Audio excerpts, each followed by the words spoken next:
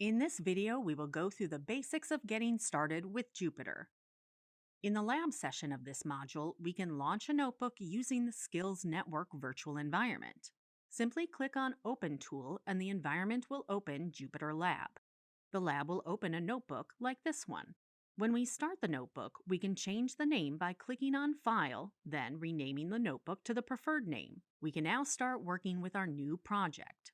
Let us print Hello World to show that the environment is working properly. To get an output from a code cell, you must run the cell. To run the cell, place your cursor in the cell and click on Run on the top of your screen. Then click Run Selected Cells to run the current highlighted cells. To use a shortcut, press Shift+Enter. You can also run all the cells in the notebook by clicking on Run All Cells. To add code to a new cell, click on the plus symbol. You can work with multiple files. You can do that by clicking the plus button above the folders in your local machine, then choose the file you want to open. We will open another notebook. You can also use the File option to open a new launcher or open a new notebook.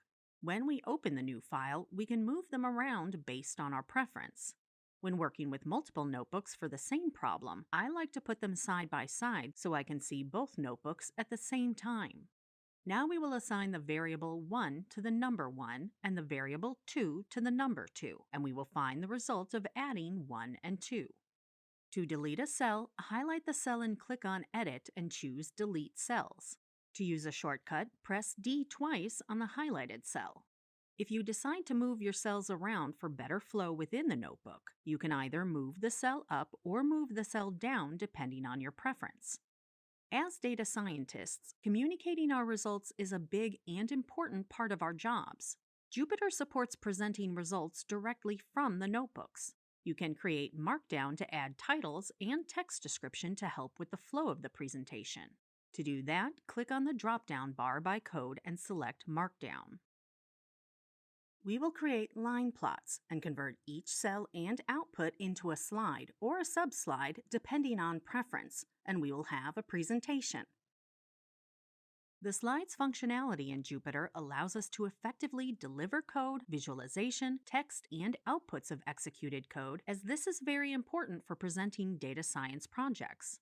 When you are done with your notebook or notebooks, you can shut them down. This helps free up the memory that the notebook is using.